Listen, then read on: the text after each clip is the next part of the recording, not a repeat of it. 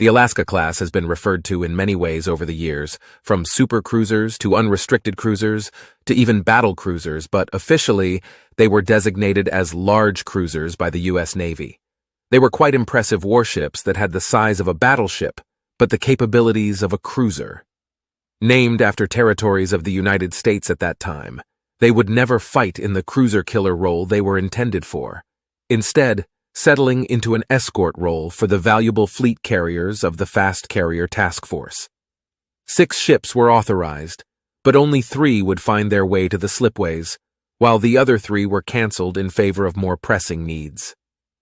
The U.S. Navy kicked the tires on the idea of developing a large cruiser class in the early 1930s as a possible counter to the newly launched German Deutschland-class cruisers, which were also referred to as pocket battleships. But by the mid-1930s, counting the ships in service and on the slipways, the U.S. had already reached the 18 heavy cruisers they were allowed under the First London Treaty of 1930.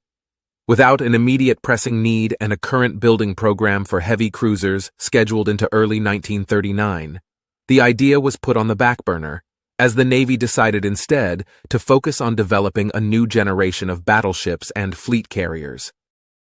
The idea of building a vessel that breached the gap between the treaty cruisers and battleships of the era was again revisited in earnest as intelligence reports began to circulate in the late 1930s that Japan was in the process of building a class of supercruisers which would far surpass anything in the U.S. cruiser inventory at that time. Featuring 9 12.2-inch guns and capable of 33 knots, these ships would have overwhelmed the U.S. cruiser fleet, while also being able to outrun the larger guns of the U.S. battle line, outside of the Iowa class anyway. Germany's 2 Scharnhorst-class battleships, which carried 11-inch guns and were capable of 31 knots, were also a major concern for the U.S. Navy when they were commissioned in 1938 and 1939. With the interwar limitation treaties beginning to fall by the wayside as the gears of war began to churn, the Navy sought a cruiser that could counter the raiding abilities of the aforementioned foreign designs. In 1938, the General Board of the Navy began planning what would become the Alaska class.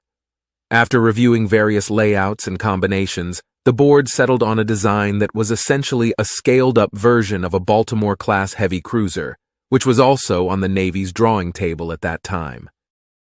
The ships of the Alaska class were large vessels, especially for cruisers, and they certainly resembled the contemporary U.S. fast battleships of the North Carolina, South Dakota, and Iowa classes in appearance much more than they did their heavy cruiser cousins. They had an overall length of 808 feet, a beam of 91 feet, and had a standard displacement of 30,000 tons. To put that in perspective, the North Carolina class of fast battleships had an overall length of 728 feet, a beam of 108 feet and displaced 35,000 tons, while the South Dakota class was 680 feet long, also had a beam of 108 feet and displaced 38,000 tons. The only surface ships that beat them in length were the Iowa-class battleships at 887 feet. The Alaskas were meant to be cruiser killers. They carried a main battery of 9 12-inch 50-caliber guns, which were housed in 3 3-gun turrets, a super-firing pair forward, and a single turret aft. These guns, which were designed in 1939 specifically for the Alaskas, allowed the class to fill the gap between heavy cruisers, which carried 8-inch main batteries, and the 14 to 16-inch guns of the battle line. They were capable of firing a 1,100-pound armor-piercing shell about 38,500 yards at an elevation of 45 degrees, with a well-trained crew being able to get off 2 to 3 rounds a minute per barrel. Indeed, the Mark 8 12-inch 50-caliber gun proved to be quite capable and was considered to be the most powerful weapon of its caliber ever placed into service by the U.S. Navy, with its penetrating power equal to that of the larger 14-inch guns found on the battleships of the New Mexico and Tennessee classes. The secondary battery of the Alaska class consisted of 12 dual-purpose 5-inch 38-caliber guns located in 6 twin mounts, with 2 on each broadside and 2 centerline turrets located fore and aft above main battery turrets 2 and 3. This was an identical secondary arrangement to the Baltimore class, despite the fact that the Alaskas were almost 150 feet longer. They had 4 less 5-inch mounts than both the North Carolina and South Dakota classes, despite being larger ships. The lack of secondary punching power for ships of their size was attributed to the location of their aircraft catapults, which were located amidships instead of at the stern like the fast battleships and non-treaty cruisers. Their catapult placement also hampered their light anti-aircraft batteries as well. While the Alaskas were equipped with 14 quadruple mounts of 40mm Bofors guns, this was still less than either of the aforementioned battleship classes, despite the fact that the Alaskas were larger. This was also true when it came to their 20mm Oerlikon mounts, as the Alaskas featured 34 single mounts, while North Carolina had 56 single mounts by 1945, and South Dakota would have more than 60 on her decks late in the war, again despite both battleship classes having smaller hulls. In hindsight, the placement of those catapults was not wise, as the Navy could have gotten many more AA barrels aboard these ships had they simply moved them to the fantail. The Alaskas were well protected above the waterline by a main belt of 9 inches that gradually thinned to 5 inches and was sloped at 10 degrees. They had 4 inches of deck armor, 10.6 inches protecting their conning towers, and 12.8 inches covering their turret faces. This gave them protection against the 8-inch shell fire of contemporary heavy cruisers of the day, but also provided protection from the 11-inch shells of the German pocket battleships, as well as the battleships of the Scharnhorst class. What the Alaskas lacked, though, was significant underwater protection from torpedoes, near misses, and shell impacts below the waterline. This was purposely done to save weight so that the ships could retain the high speeds and armament they needed to combat their foreign rivals. One should note, though, that this was the fatal flaw of all U.S. cruisers of that era, which was evidenced by the numerous ships that took significant damage or were even sunk by torpedoes and underwater shell impacts during the Guadalcanal campaign. The Alaskas were powered by the same machinery as the Essex-class fleet carriers. 8 oil-fired boilers fed steam to 4 turbines, which in turn each drove 1 propeller shaft. They were rated for 153,000 shaft horsepower and, just like the Essexes, could churn through the sea at a speedy 33 knots. Alaska and her sisters had a range of 12,000 nautical miles when steaming at 15 knots. Owing to this, at one point the class was considered for possible conversion to aircraft carriers after construction had begun. This idea was ultimately abandoned in early 1942, as the Navy instead chose to convert 9 Cleveland-class light cruisers into carriers instead.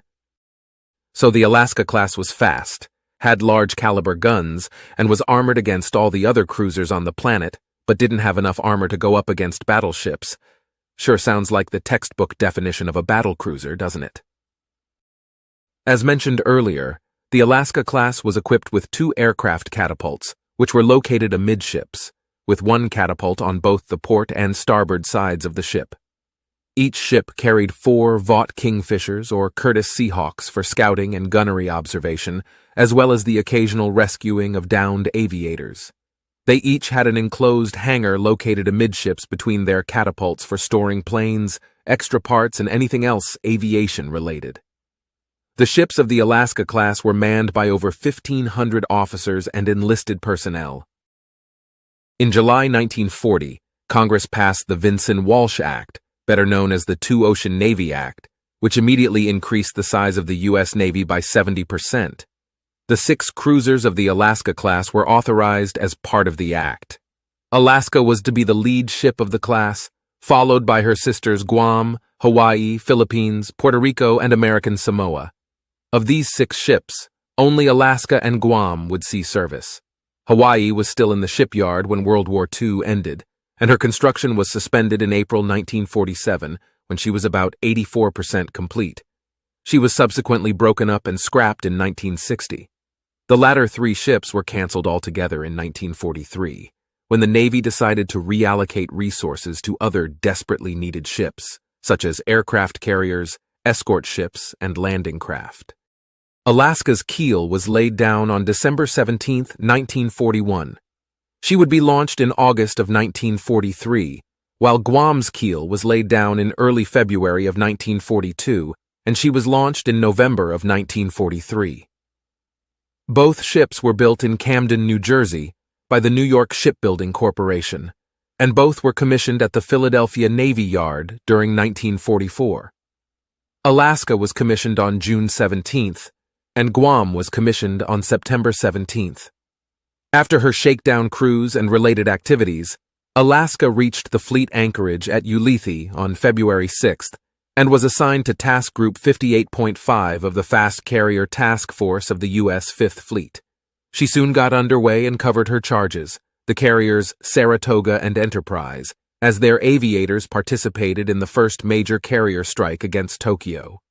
She was reassigned to Task Group 58.4 soon after, and then supported operations off Iwo Jima. For almost 3 weeks, she screened the carriers of her task group before retiring in early March to take on stores and carry out minor repairs. Guam finished her shakedown activities and arrived at Ulithi on March 13th, joining her sister in the anchorage as part of Task Group 58.4. Their task force, with some of the most gallant ships ever to go in harm's way, including the carriers Yorktown and Intrepid, battleships Missouri and Wisconsin, the light cruiser St. Louis, and 15 destroyers, left the anchorage the next day to conduct another round of carrier strikes on the home islands.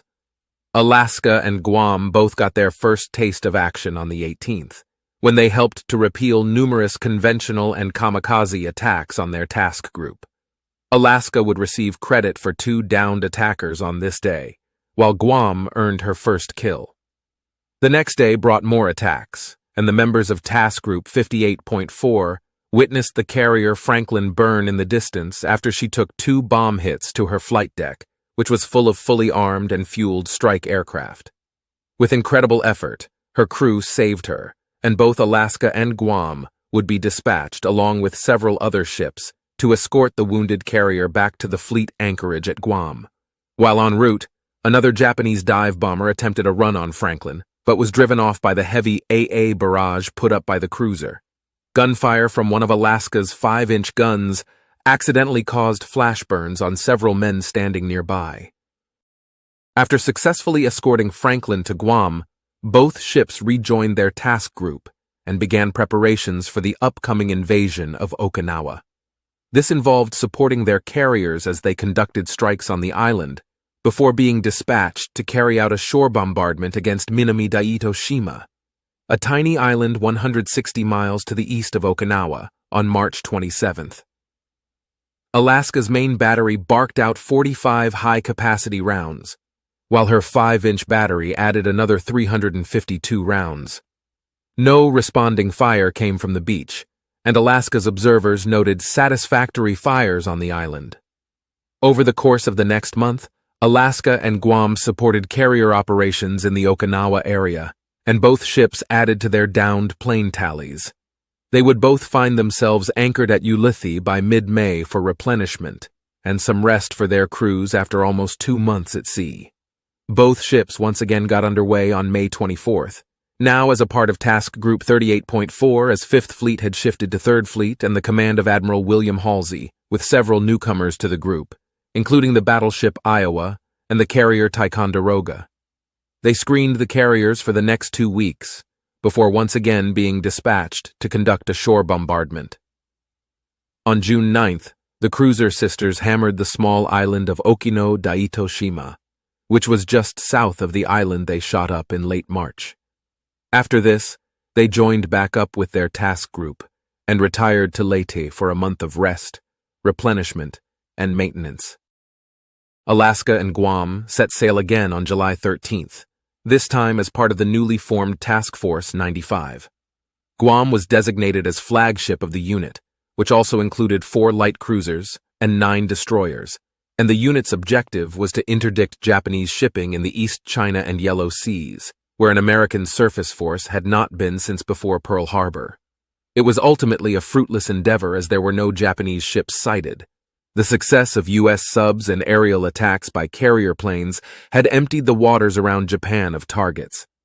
The fact that a surface sweep of Japan's home waters could be made without harm proved the overwhelming dominance and mobility that American sea power had reached, with Guam's commanding officer, Captain Leland P. Levet, observing, "We went prepared to tangle with a hornet's nest and wound up in a field of pansies, but we've proved a point, and the East China Sea is ours to do with as we please." After their foray into the East China Sea, Alaska and Guam, along with their cohorts, retired to Okinawa, where they lay at anchor when the Japanese capitulation was announced on August 15th. The crews of both ships went wild with joy, and as one Alaska sailor described it, "We knew that we would be going home far sooner than any of us had ever expected when we first set out the preceding January for the combat area." But their work was not done, and on August 30th, both ships weighed anchor and got underway as part of the 7th Fleet's occupation forces. The task force circled the Yellow Sea, parading American naval might before reaching Incheon, Korea, on September 8th, where they supported the landing of U.S. Army occupation forces. The sisters would continue to support post-war efforts along the Chinese coast into early November before getting underway for the United States on November 14th. After participating in Operation Magic Carpet, both ships arrived in San Francisco in early December. After a brief stay, Alaska made her way to the Boston Navy Yard to prepare for inactivation, while Guam made her way to Bayonne, New Jersey for the same purpose. Alaska joined her sister at Bayonne in early 1946, and both ships were formally decommissioned on February 17, 1947, and placed in the Atlantic Reserve Fleet. In the late 50s, the Bureau of Ships conducted 2 feasibility studies to see if Alaska and Guam were suitable to be converted to guided missile cruisers. The first study involved removing all of the guns in favor of 4 different missile systems. At $160 million, this was seen as too costly. A second study left the forward batteries, their forward 12 guns and 3 of the forwardmost 5-inch turrets, in place, and added a reduced version of the first plan for their aft ends. This would have cost $82 million, which was still seen as too costly.